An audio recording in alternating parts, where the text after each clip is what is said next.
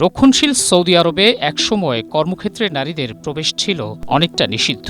তবে সেই পরিস্থিতি এখন পুরোপুরি পাল্টেছে।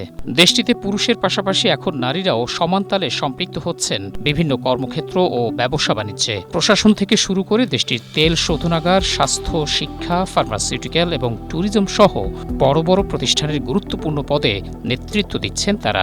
অসামান্য অবদান রাখছেন সৌদির অর্থনীতিতে। পরিসংখ্যান বলছে দেশটির 10 লাখের বেশি প্রতিষ্ঠানের নিবন্ধন নারীদের নামে, অর্থাৎ নারীরাই প্রতিষ্ঠানগুলোর মালিক।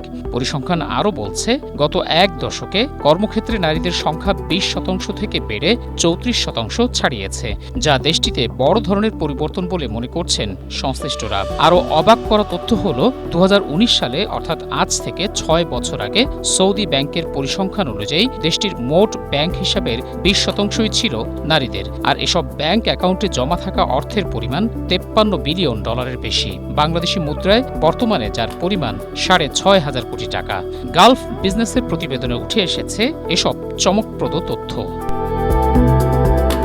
এরপর ক্রমেই নারীদের আর্থিক সক্ষমতা আরও ব্যাপক হারে বৃদ্ধি পেতে থাকে। বিশ্বব্যাংকের গ্লোবাল ফাইন্যান্সিয়াল ইনক্লুশন সার্ভে ফিনডেক্সের 2021 সালের তথ্য অনুযায়ী 2019 সালের পর মাত্র 2 বছরের ব্যবধানে সৌদি নারীদের ব্যাংক হিসাবের সংখ্যা 43% বেড়ে যায়। অর্থাৎ ওই বছর প্রায় 82% সৌদি পুরুষের ব্যাংক হিসাবের বিপরীতে দেশটির নারীদের ব্যাংক হিসাবের হার 63.5% পৌঁছে। ফলে এটিই প্রমাণ করে সৌদিতে নারীরা অর্থনীতির উপর নিয়ন্ত্রণ ও পরিচালনায় কতটা সক্ষম হয়েছেন।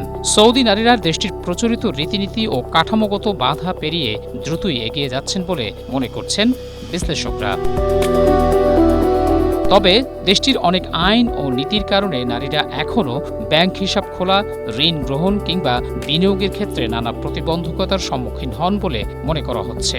সেসব বাধা দূর করা গেলে সৌদি নারীরা দেশটির জাতীয় অর্থনৈতিক প্রবৃদ্ধি জিডিপিতে 5 থেকে 10% অবদান রাখতে সক্ষম হবেন বলে মত অর্থনৈতিক বিশ্লেষকদের। মহসিন কবির, এশিয়া পোস্ট।